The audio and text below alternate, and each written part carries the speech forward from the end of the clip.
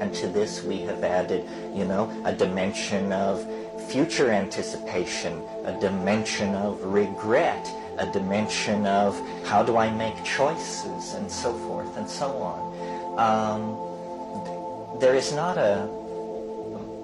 I don't put a moral judgment on this, but it has to be said that in the tradition of the West, this has been viewed classically as the fall.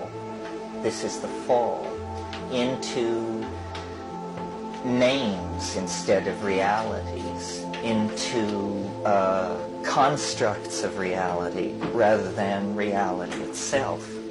And this has now been inculcated into each and every one of us as, both the glory and the trauma of human existence, which is our extraordinary ability to reside in and be in language.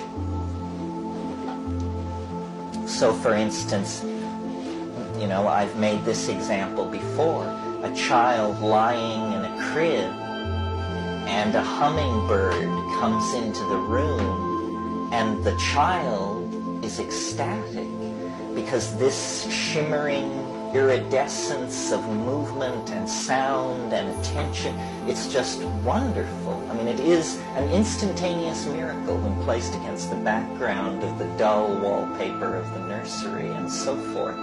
But then mother or nanny or someone comes in and says, "It's a bird, baby. Bird, bird." And this takes this linguistic piece of mosaic tile and places it over the miracle and glues it down with the epoxy of syntactical momentum. And from now on, the miracle is confined within the meaning of the word. And by the time a child is 4 or 5 or 6, no light shines through. They have tiled over every aspect of reality with a linguistic association that blunts it, limits it, and confines it within cultural expectation.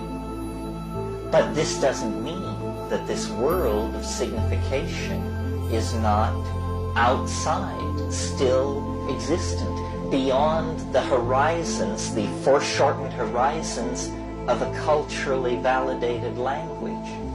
Well, so then classically the path through this has been through use of psychedelic plants or some form of ascetic practice or fasting or prayer and meditation, whatever, some way of breaking through.